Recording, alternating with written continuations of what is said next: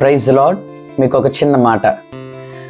దేవుని మహాకృపను బట్టి ఫెయిత్ వర్షిప్ చర్చ్ వారి కీర్తన ఫౌండేషన్ ద్వారా ఎన్నో సేవా కార్యక్రమాలు, దేవుని సేవా పరిచర్యతో పాటు ఇంకా ఎన్నో సేవా కార్యక్రమాలు జరిగించడానికి దేవుడు ఎంతగానో కృప చూపిస్తూ ఉన్నారు.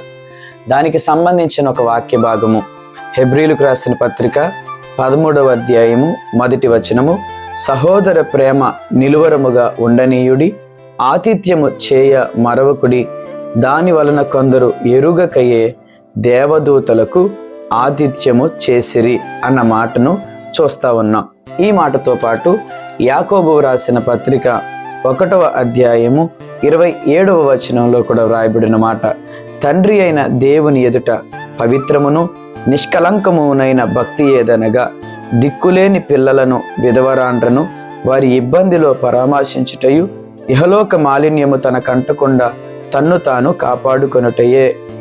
ఈ మాటలను బట్టియే దేవుని సేవా పరిచర్యతో పాటుగా ఇలాగా సోషల్ సర్వీస్ అనేది కూడా చేయడానికి దేవుడు ఎంతగానో కృప చూపిస్తూ ఉన్నారు. అవన్నీ కూడా ఫెయిత్ వర్షిప్ చర్చ్ అనేటువంటి యూట్యూబ్ ఛానల్లో మేమైతే అప్లోడ్ చేస్తూ ఉన్నాం. మీలో చాలామంది వాటిని చూస్తూ ఉన్నారు. దయతో మీరందరూ కూడా సబ్స్క్రైబ్ చేసుకోండి, లైక్ చేయండి, షేర్ చేయండి, కామెంట్ చేయండి. ఇంకా ఎవరికైనా ఇలాంటి అవసరత ఉన్నట్టయితే మాకు తెలియచేయండి. మేము ఇది చేస్తున్నది దానికి గల కారణం, వీటిని యూట్యూబ్లో పెట్టడానికి గల కారణం ఏంటి అని అంటే, మేము చేస్తున్న ఈ పని మరి కొంతమంది చూసైనా ఇన్స్పైర్ అయ్యి ఇంకొంతమందికి సహాయం చేస్తారనే ఉద్దేశం. మేమేదో సేవ చేస్తున్నాం అంటే, మేమేదో గొప్ప పని చేస్తున్నామని చెప్పుకోవడానికి కాదు యూట్యూబ్లో పెడుతున్నది. మేము చేస్తున్నది అనేక మంది చూసి ఇంకొంతమందికి సహాయం చేయాలనేదే మా ఉద్దేశం.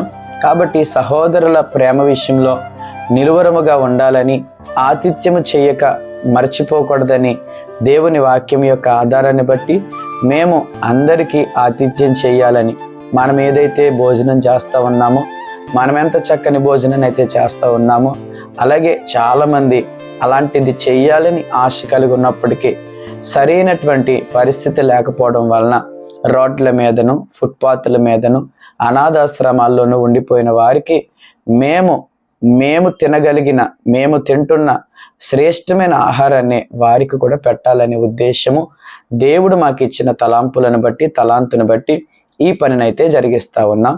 దీనికోసం మా సంఘ బిడ్డలందరూ కూడా సహకరిస్తున్నారు.